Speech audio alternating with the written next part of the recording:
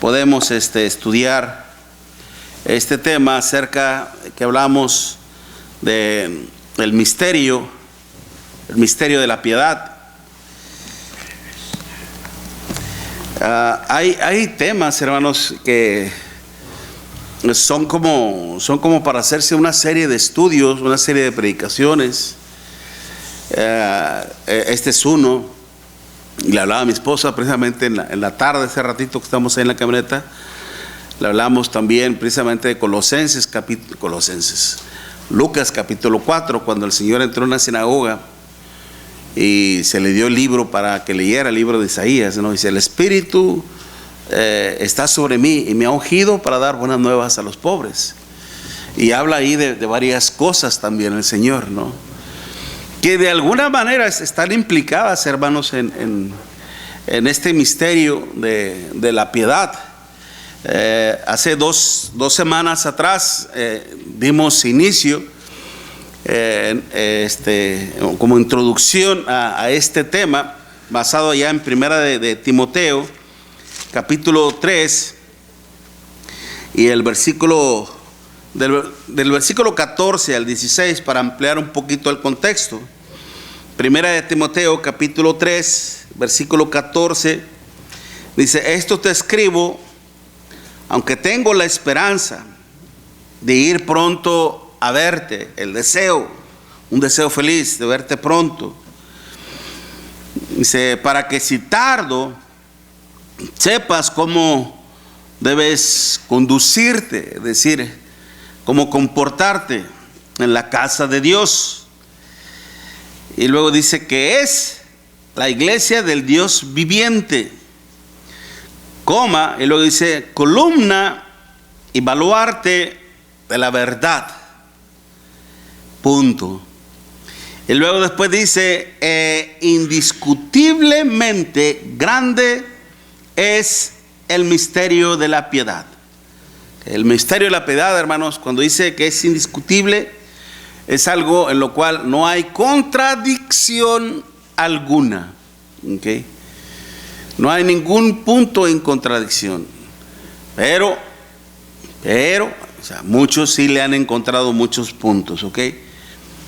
Pero dice en qué consiste prácticamente este misterio de la piedad. Dios fue manifestado en carne, justificado en el Espíritu, visto de los ángeles, predicado a los gentiles, creído en el mundo y recibido arriba en gloria. Okay. En gloria.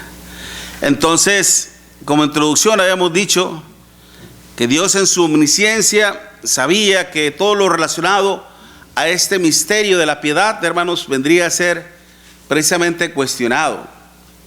A veces no solamente por un grupo de ateos que no creen en Dios, sino también muchas otras personas más que tienen ciertas creencias y ideas ya preconcebidas en su mente en relación a la deidad, en relación a Dios. Como vamos a hablar más adelante acerca de los agnósticos, ¿okay? Precisamente uno de ellos. Y personas que aborrecen a Dios, que no creen en Dios, ciertamente, y personas que también de alguna manera lucran con la fe del Señor. Más para los que hemos creído en Dios, los que hemos decidido abrir nuestra mente al conocimiento de nuestro Dios, debemos de saber que ninguno de los puntos mencionados por el Espíritu Santo son incuestionables. Son cosas indubitables, es decir, que en ellos, cuando hablo de algo que es como dice Lucas cuando narró el libro de los Hechos, cosas indubitables, es decir, son cosas en las cuales no se encuentra ninguna pizca de duda. ¿Okay? Ninguna pequeña cosa en duda. O sea, hace que todo es verídico, todo es verdad. Así lo mismo con este gran misterio de la piedad, porque a través de las mismas escrituras hemos podido nosotros comprobar la veracidad, la autenticidad de lo revelado por el Espíritu Santo en ellas mismas. Como lo leíamos allá en Segunda de Pedro capítulo 2, que Segunda de Pedro capítulo 2 versículo del 19 al 21. Segunda de Pedro capítulo 1, Segunda de Pedro capítulo 1 versículo del 19 al 21. Tenemos también la palabra profética más segura, a la cual hacéis bien en estar atentos como una antorcha que alumbra en lugar oscuro, hasta que el día esclarezca y el lucero de la mañana salga en vuestros corazones. Acuérdese que Pedro, siendo inspirado por el Espíritu nuestro Dios, está haciendo esa analogía, esa comparación, que así como vemos nosotros a diario cuando el sol nace, toda esa tiniebla, toda esa oscuridad que hay, obviamente por la noche, poco a poco se va disipando, se va aclarando el día, ¿verdad? No sé si les platiqué el otro día que estaba trabajando y estaba así medio nublado y todo. Entonces había ahí un compañero mío que es de Puerto Rico. Le dije, ven, ya le di un folleto a la Iglesia de Cristo, ¿no? Estábamos colaborando en la línea. Y dice, ¿qué? Ven, hombre, déjale, ven tantito. Y lo llevé a la ventana. Le dije, mira qué hermoso paisaje nos reveló nuestro Dios. Que apenas estaba saliendo el sol y los rayos del sol ya estaban aclarándose un poco, pero estaba entre lo que es el cielo azul, nubes grises de diferentes matices de colores. Aunque se miraba bellísimo el paisaje, hermano. Lo que hermoso, qué cosa tan hermosa y tan bella Dios nos está dando en ese paisaje. Sí, hijo, dijo, lo estaba viendo ahorita. Yo también estaba trabajando y estaba volteando para atrás y dándole de reojo así, viendo lo que es el paisaje tan bonito, ¿no? Pero precisamente cuando los rayos del sol empiezan a salir, empieza a disipar, a ir empujando prácticamente lo que es las tinieblas, la oscuridad, ¿no? Así es cuando el sol salga en vuestros corazones, refiriéndose al conocimiento que Dios nos da. Una vez que nosotros, no solamente es cuestión de leer, sino de entenderla, y más aún cuando la ponemos en práctica. ¿Okay? Más aún cuando la ponemos en práctica, hermanos, podemos admirar del poder de nuestro Dios. Por eso, cuando dice aquí, entendiendo, el versículo 20, entendiendo primero esto, que ninguna profecía de la Escritura es de interpretación privada, porque nunca la profecía fue traída por voluntad humana, sino que los santos hombres de Dios hablaron siendo que inspirados por el Espíritu Santo. ¿Acuerdan esa palabra? Teosneustos, guiados por el aliento de Dios. ¿Okay? Que básicamente se refiere guiados por la palabra misma de nuestro Dios. Déjenme traer gracias.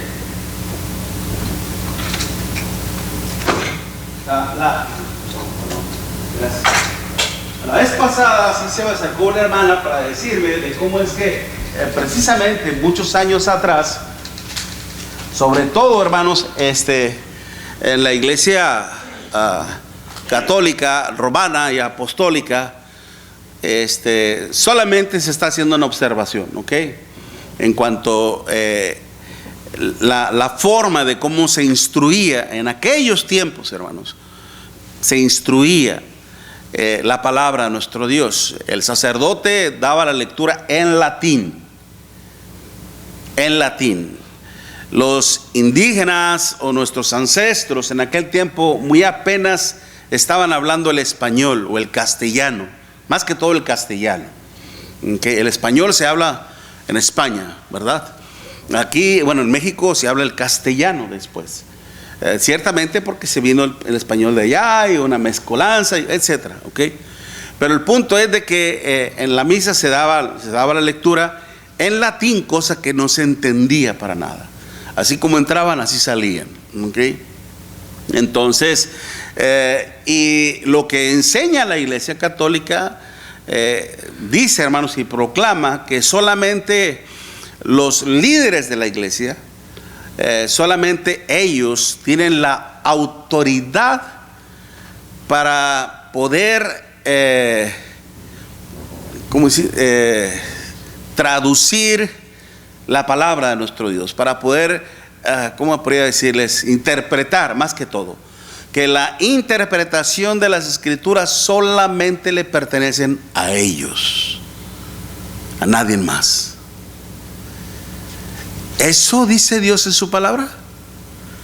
Dice aquí, porque nunca la profecía fue traída por voluntad humana.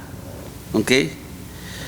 En el versículo 20, entendiendo primero esto, que ninguna profecía de las Escrituras es de interpretación, ¿qué? Privada. ¿Ok? No, a nadie, solamente a Dios. Y nosotros lo que tenemos que hacer es simplemente entender la Escritura, no tratar de darle nuestra propia interpretación, no tratar de razonar. Leemos y queremos razonar a nuestro modo, a nuestra manera. No, tampoco. No es así. No, es decir, que la mente de Dios no se debe de adaptar a mi mente. Ese es un grave error. Ese es un grave error. Sino que mi mente debe de adaptarse al pensamiento de Dios. Por algo dice el apóstol Pedro en 1 de Pedro 4:11, que si alguno habla, hable conforme a las palabras de Dios, y que si alguno ministra, ministre conforme al poder que Dios da, para que en todo sea Dios glorificado. Amén. Okay. Entonces, y es por eso que importante es, sobre todo nosotros y los que de alguna manera vamos a ser como maestros, etcétera, lo importante precisamente de explicar la palabra de Dios, pero en base a los argumentos que la misma palabra nos señala, para que de esta manera, hermanos, enseñemos el consejo de Dios de acuerdo a la palabra de nuestro Dios. Por eso, todo es con el sentido de que iban a ser guiados por la guianza, por la dirección precisamente del Espíritu Santo, para que todo pensamiento humano, lo que yo pienso, lo que yo creo, lo que yo supongo, quede excluido, para que el pensamiento humano no tenga que ver en la revelación de nuestro Dios en cuanto a su verdad. Y esto era muy importante. Por eso nosotros como iglesia se señala como columna y baluarte de la verdad, el sostén y la columna de nuestro Dios, hermanos. Tenemos este gran compromiso precisamente de predicar, de anunciar el consejo de nuestro Dios tal y como Dios quiere. Pablo decía en Hechos capítulo 20, no he rehuido de anunciaros todo el consejo de Dios. Todo el consejo de nuestro Dios. Y nosotros tenemos ese gran deber precisamente de predicar las virtudes del Señor. Primera de Pedro capítulo 2 versículos 9 y 10. Pero ahora se habla precisamente de este misterio. Si regresamos ahí en Primera de Timoteo 3:15, el misterio de la piedad. Cuando se habla del misterio, hermanos, es como la misma palabra mysterious. Déjeme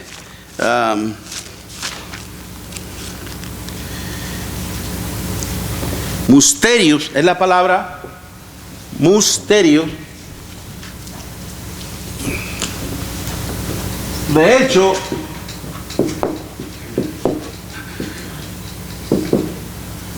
si yo les hablo de este tipo de cosas, hermanos, es para que usted a veces tenga la facilidad de poder entender algo rápidamente. A veces sin que tenga que consultar con otros hermanos, sin que tenga que a veces ir a las herramientas. Nosotros como predicadores, como maestros, hermanos, tenemos también nuestras propias herramientas que usamos para poder explicar bien la palabra a nuestro Dios. tenemos la concordancia Strong, tenemos el léxico griego, tenemos el internacional griego, tenemos el libro, el diccionario Vine, okay, y muchos libros, hermanos, expositivos, analíticos, todo relacionado al consejo de nuestro Dios. Y a veces tenemos que hacer una examinación para poder encontrar una explicación clara de parte de nuestro Dios. Okay.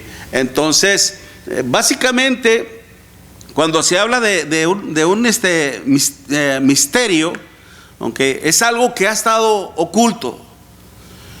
Para muchas personas un misterio puede estar en una manera, por ejemplo, hay un lenguaje que le llamaban el codificado, algo que está codificado. Usted sabe que el lenguaje en códigos, hermanos, se usó mucho precisamente en las guerras que se llevaron a cabo antes, cuando se había espías en Estados Unidos, en Alemania, etcétera, ¿verdad? Y que detrás de un periódico a veces se mandaban mensajes de información relacionado a la guerra, ¿no?, que estaba llevando a cabo, ¿no? Entonces usaban ciertos aparatos y podían encontrar el mensaje que se encontraba oculto. ¿Okay? Entonces precisamente se hace referencia a un mensaje que está oculto, pero que esto no significa que no pueda ser descubierto, ¿okay?, sino que simplemente está oculto. La cuestión es saber dar ahí. Por ejemplo, es como cuando a veces lo que se usan esos que vienen en el periódico, ¿cómo le llaman? Diagramas o algo así, ¿verdad? Que nada más le ponen unas cuantas letras y usted va siguiendo el orden de las letras, los cuadritos, y usted va escribiendo y se van uniendo palabras hasta que ya encuentra todo lo que estaba ahí. Lo único que usted tuvo que hacer es seguir la línea de los cuadros y las letras que iban surgiendo, y de repente sale todo el anuncio completo. Así es esto, ¿okay? No es un misterio que era incodificable, es decir, que estaba ultra secreto, que no se podía ver. No era eso así. De hecho, mire, en primera de Corintios, ahora le decía yo, este tipo de lenguaje, si le digo, es para que usted el método, la forma, ¿ok? En primera de Corintios, espera. Primera de Corintios, capítulo 2, versículo 6 y 7. Primera de Corintios 2, versículos 6 y 7. Sin embargo, hablamos sabiduría entre los que han alcanzado, ¿qué dice? Madurez. Y sabiduría no de este siglo, ni de los príncipes de este siglo que perecen, mas hablamos sabiduría, ¿de dónde? De lo alto, de Dios, hermanos. Y mire lo que dice Pablo: hablamos sabiduría de Dios en misterio. ¿Qué significa el misterio? ¿Qué significa el misterio? Conocemos la palabra que se tradujo del hebreo al griego, mysterion, ¿ok? Pero ¿qué significa? ¿Qué dice ahí? ¿Qué es lo que sigue? Algo que está oculto, ¿ok? Simple y sencillamente, ¿qué es lo que significa un misterio? Una sabiduría que está oculta. Dice, la cual Dios predestinó antes de los siglos para nuestra gloria. ¿Para quiénes? Según Pablo. ¿A quién le está hablando Pablo? A la iglesia. ¿Ok? Y la iglesia tenía que entender esto precisamente, porque ya abrimos nuestra mente al conocimiento de nuestro Dios. Dice, la que ninguno de los príncipes de este siglo, es decir, de esta era, acuérdense, se vivió la era patriarcal, la era mosaica, se está viendo la era cristiana. En esta era conoció, porque si la hubieran conocido, si lo hubieran entendido, nunca habrían crucificado al Señor de gloria. Antes bien, como está escrito, cosas que ojo no vio, ni oído oyó, ni han subido en el corazón del hombre, son las que Dios ha preparado. ¿Para quiénes? O sea, ¿Cuál es la llave, hermanos? ¿Cuál es la llave para abrir este cofre de misterio? La fe. ¿Qué más? El amor. El amor, dice, son las cosas que Dios ha preparado para los que le aman. Ok. Ahora, ¿de qué sabiduría está hablando el apóstol Pablo aquí? Porque dice, porque si lo hubieran conocido, nunca habrían, ¿qué? Crucificado. ¿En qué consistía esa sabiduría? Específicamente, Cristo, la redención del hombre. ¿Ok? Todo su labor, todo su trabajo. Si lo hubieran conocido, no lo hubieran crucificado. Y de eso es lo que vamos a hablar precisamente. ¿Ok? Y bueno, lo que estamos viendo hoy dice misterio, sabiduría oculta. Okay. Mas no, hermanos, privada totalmente. ¿Ok? Una cosa es privada y otra cosa es oculta. No, simplemente está guardada. Está guardada, pero yo se lo voy a ir enseñando prácticamente. ¿Ok? Como un ejemplo, así rápidamente. Mire, si vamos en Juan capítulo 3. Juan capítulo 3. ¿Se acuerdan de Nicodemo? ¿Ok? Este hombre vino al Señor y le dice precisamente en el versículo 2: este vino a Jesús de noche y le dijo: Rabí, sabemos que has venido de Dios como maestro, porque nadie puede hacer estas señales que tú haces si no está Dios con él. Respondiendo Jesús le dijo: de cierto te digo, que el que no naciere de nuevo no puede ver el reino de Dios. Nicodemo le dijo: ¿cómo puede un hombre nacer siendo viejo?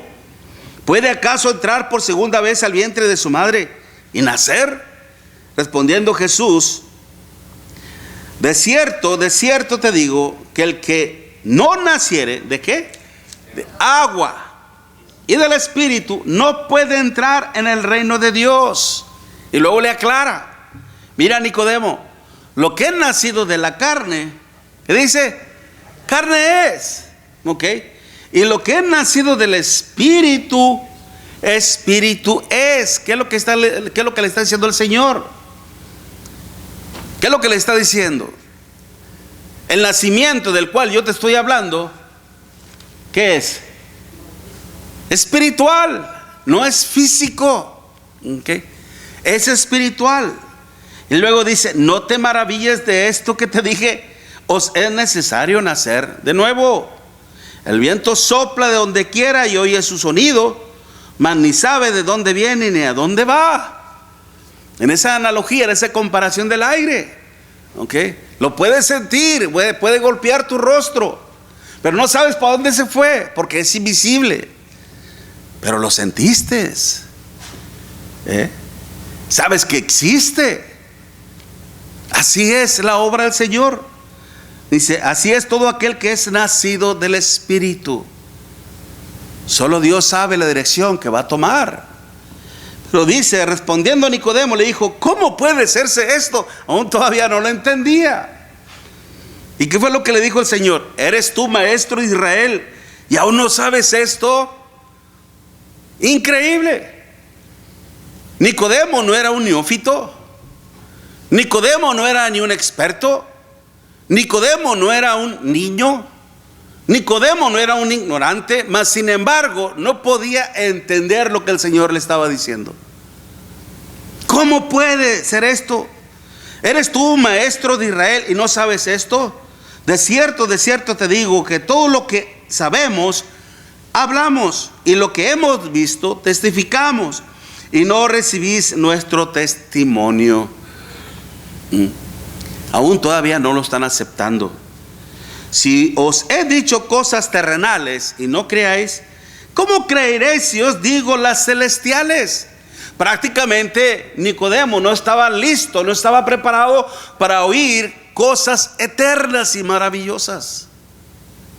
Él tenía que prestar su intelecto, su raciocinio, su mente totalmente a la palabra de nuestro Dios. Pero había duda en él, había incredulidad en él que le estaba privando del conocimiento de nuestro Dios. Y mire lo que es el Señor precisamente. Le abre un poco como le dije hace un ratito, el baúl de los misterios. Se lo abre un poquito. Y le dice: nadie subió al cielo, sino el que descendió del cielo, el Hijo del Hombre que está en el cielo. Y como Moisés levantó la serpiente en el desierto, así es necesario que el Hijo del Hombre sea levantado, para que todo aquel que en él cree no se pierda, mas tenga vida eterna.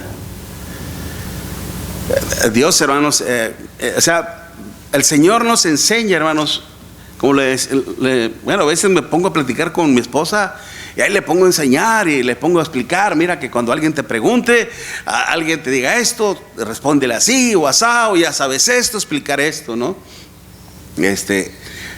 Porque la esposa de un predicador, hermano, tiene que también estar bien afiladita, ¿no? Okay.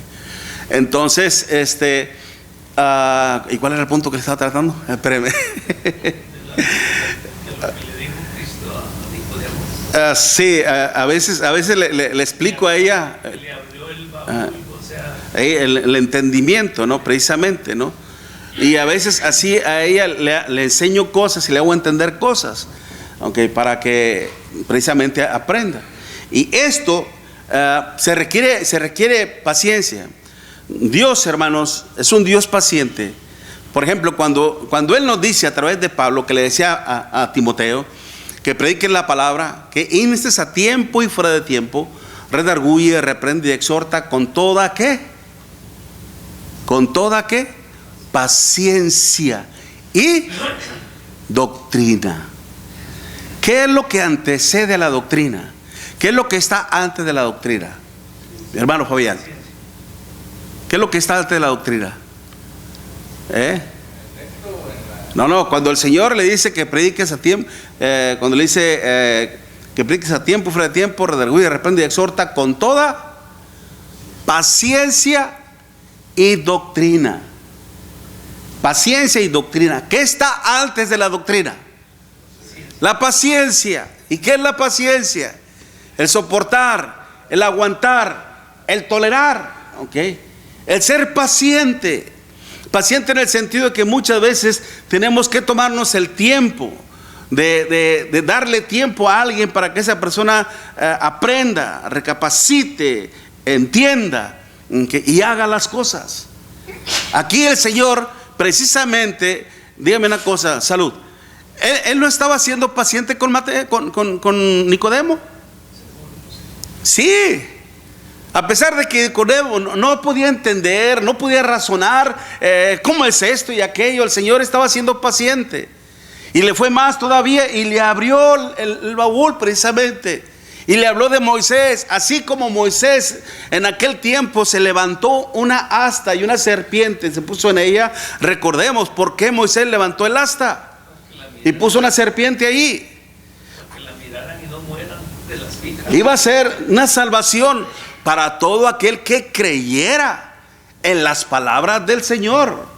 Cuando el pueblo blasfemó allá en Números capítulo 20, si no me equivoco, que decía: estamos hastiados de este pan tan liviano, etcétera, etcétera. Dios los oyó y entonces Dios los castigó, mandó serpientes ardientes para que fueran mordidas por ellos.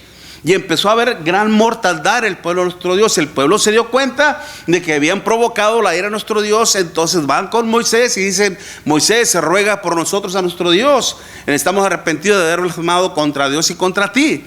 Que ruega por nosotros. Y Moisés, noble, paciente también, amoroso, no rencoroso, intercede por el pueblo. Y Dios le dice a Moisés: mira, Moisés, lo que vas a hacer es esto: pon un asta, o sea, una estaca grande, y en ella vas a poner la serpiente, lo que es recordarle su pecado. ¿Okay? Y todo aquel que fuera mordido por una serpiente, si no quiere morir, va a ir a aquella asta y al verla sanará. ¿Se da cuenta? Entonces, cuando un israelita era mordido por una serpiente, si quería ser salvo, si quería librarse de la muerte, ¿qué tenía que hacer? Ir a ver a la serpiente. ¿Okay? Ahora, ¿qué era lo que nos salaba? ¿La serpiente? ¿El asta? O la obediencia. ¿O su fe? Ciertamente, estoy hablando de una fe obediente. Una fe obediente. Iba y la miraba y sanaba. Bueno, así como Moisés hizo esto, así el Hijo de Dios será levantado. ¿Qué? Y dijo Moisés, oh, wow. Como a veces cuando entendemos algo, ¿verdad? Cuando no logramos entender algo y alguien nos ayuda a explicar, como en el caso de Felipe con aquel eunuco. Iba leyendo el profeta Isaías y no lo entendía. ¿De quién dice esto el profeta? Si de sí mismo o de algún otro. Y dice la escritura que a partir de esa escritura le anunció. ¿A quién? El evangelio. El eunuco pudo entender, pudo comprender el mensaje, y por deducción o diferencia, hermanos, podemos entender nosotros, saber que cuando este hombre dijo, aquí hay agua, ¿qué impide que yo sea bautizado? Podemos ver que este hombre entendió, se le abrió el baúl de los misterios, el misterio de la piedad le fue abierto y lo entendió perfectamente y quiso obedecer a nuestro Dios. Gloria a Dios por esto, hermanos. Gloria a Dios por esto, porque es Dios quien nos abre nuestra mente, nuestro corazón, para llevarnos al entendimiento pleno de las cosas y de esta manera podernos, ¿sabe qué? Convencer, persuadirnos de nuestros pecados. El hermano que entonó hace un momento ese himno, hermanos, parece que fue el segundo. Que si no puedes ser un predicador, invita a alguien. ¿Okay? Invita a alguien. Como maestro, si no puedes convencer a uno de sus pecados, instruye a un niño. ¿Qué significa todo esto? No tires la toalla. No renuncies. ¿Okay? No te apagues. Intenta hacer algo siempre para el Señor. No te dejes vencer por las imposiciones, por los desafíos, por las cosas que no sepas. Por algo dicen, hermanos, que el interés tiene pies. ¿Okay? Yo no sé, pero quiero aprender. ¿Okay? Para ser partícipe de estas cosas maravillosas. Por eso, hermanos, cuando dice el apóstol Pablo, nos revela el misterio de la piedad, el cual precisamente consiste en esto. Dios, dice, Dios manifestado en carne. Es el primer punto que estamos analizando. Vamos a analizar. ¿Ok? E indiscutiblemente grande es el misterio de la piedad. De hecho, se me olvidó decirles, la piedad, hermanos, Eusebia, ¿ok?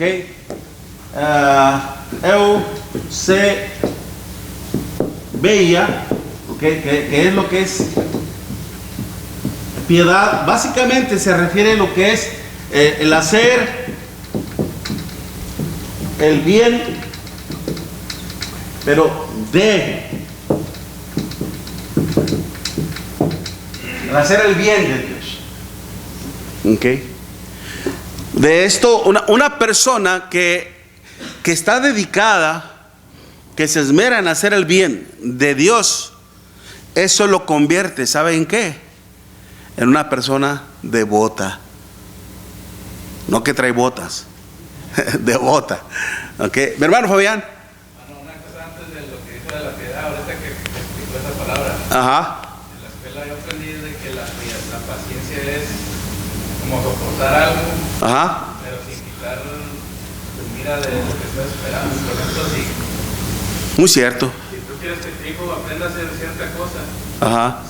Seguirle enseñando, soportar eso, que llegue las cosas y eso, pero siguiéndole enseñando, no nomás esperar a ver cuándo aprende.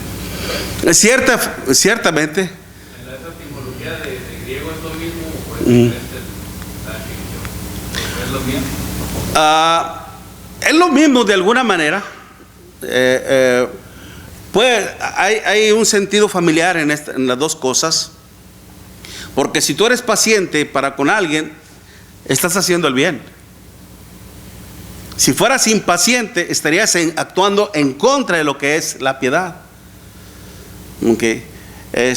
Y de hecho, déjenme decirles que hay dos palabras para referirse a la piedad.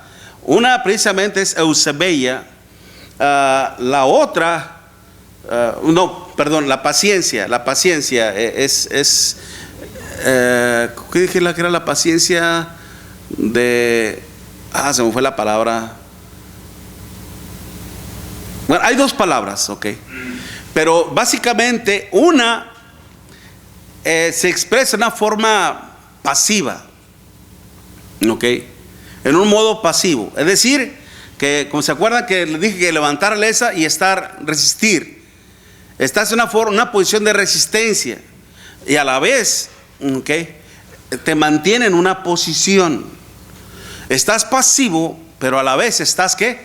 Activo. Okay. Pasivo y activo.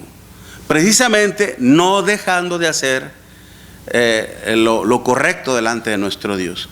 Estás soportando eso, pero por Dios y para Dios. Okay.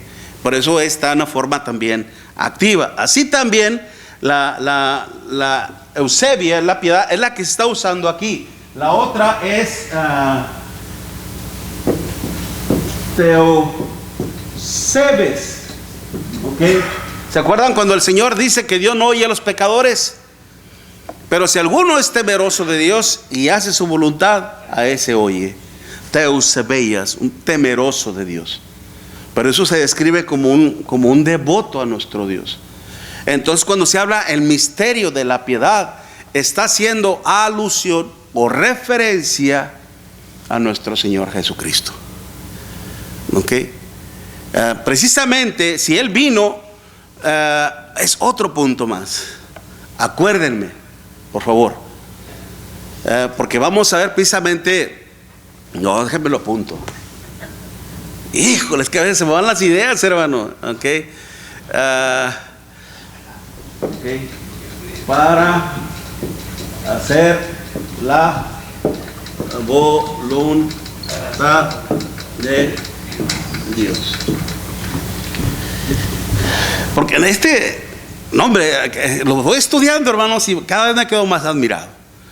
Mire, vaya conmigo así rápidamente, donde le decía que le estaba explicando a mi esposa esta cita. Lucas capítulo 4. Lucas capítulo 4, que cuando vino el Señor, Lucas 4, versículo 16. Lucas 4, versículo 16.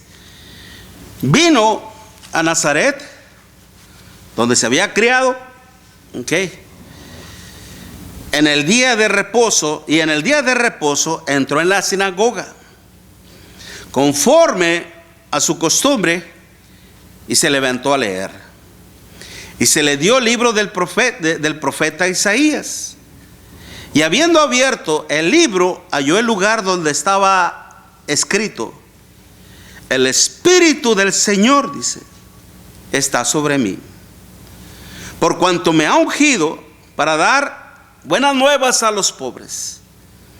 Me ha enviado a sanar a los quebrantados de corazón, a pregonar libertad a los cautivos y vista a los ciegos, a poner en libertad a los oprimidos, a predicar el año agradable del Señor. Y enrollando el libro, lo dio al ministro y se sentó. Y los ojos de todos en la sinagoga estaban fijos en él. Estaban esperando la interpretación. Y el Señor les dice, y comenzó a decirles: hoy, en este tiempo, es decir, se ha cumplido esta escritura delante de vosotros. Y todos daban buen testimonio de él, y estaban maravillados de las palabras de gracia que salían de su boca. Y decían: ¿no es este el hijo de José? Y él les dijo: sin duda me diréis este refrán: médico, cúrate a ti mismo. De tantas cosas que hemos oído que se han hecho en Capernaum, hasta también aquí en tu tierra. Y añadió: de cierto digo que ningún profeta es acepto en su propia tierra. Qué triste, ¿no? Qué lamentable. Él estaba precisamente, no estaba percibiendo.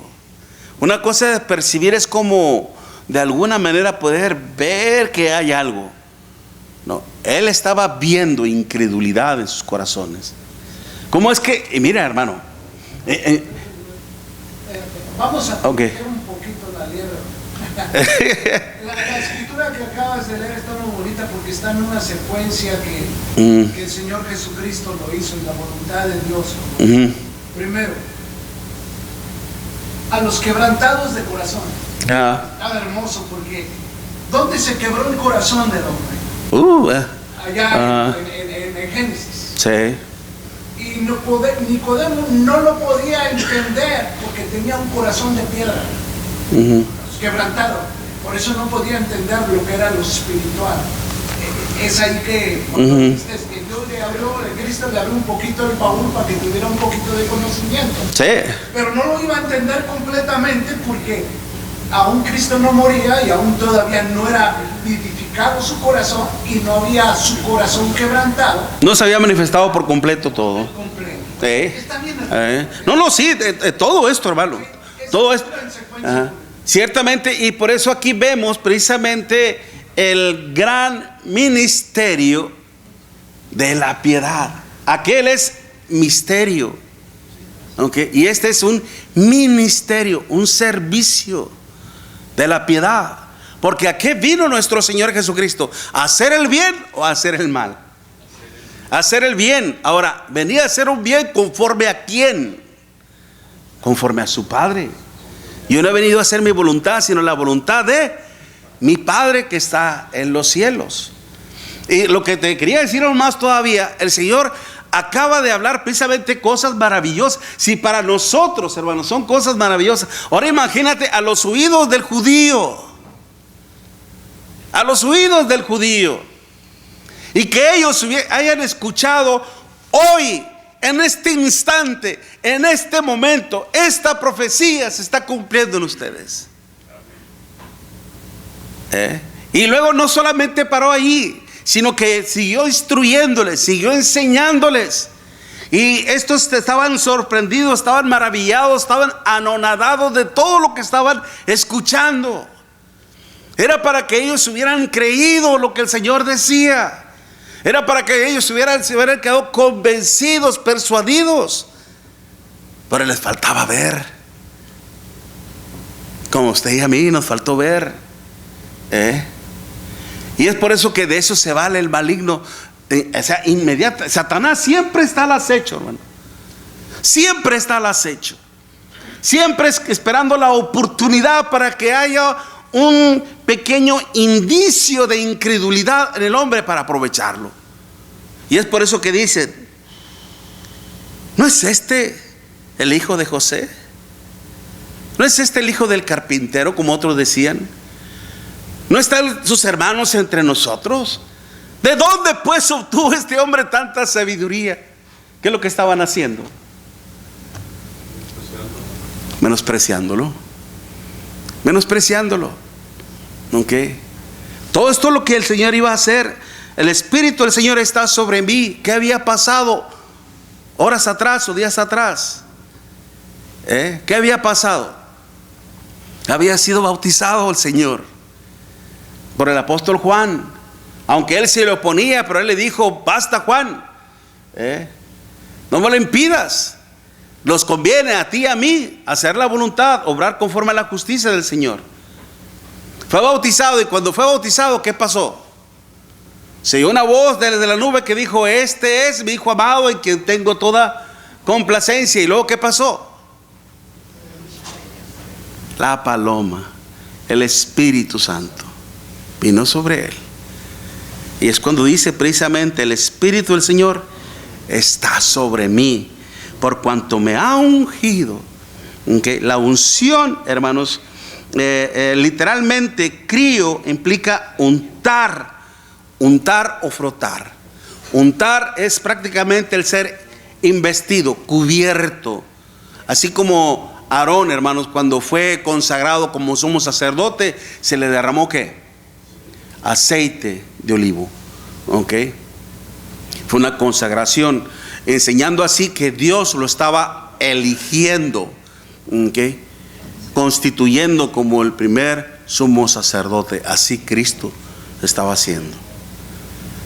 Y sobre todo cuando viene después y dice, hermanos, Dios fue manifestado en carne.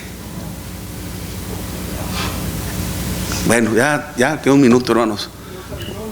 Le metemos un poquito, los tres son los que dan testimonio en el cielo. Ah, claro. Tres que dan testimonio. Ajá. Ahí. Precisamente, hermano, y qué importante lo que señala por la cuestión de que el testimonio lo da Dios en cuanto a esto, en cuanto a esta gran verdad, Dios manifestado en carne. ¿A quién se está refiriéndose Pablo? Al Hijo de Dios, ¿ok? Al Hijo de nuestro Dios. Ahora vamos a ver eso precisamente, ¿ok? Y no solamente cómo fue, el porqué de esto y la oposición que se iba a encontrar en todo esto. Okay, vamos a terminar, hermanos. Dios les bendiga, gracias por su atención y que Dios nos siga ayudando, iluminando a través de su palabra. Bendiciones, hermanos.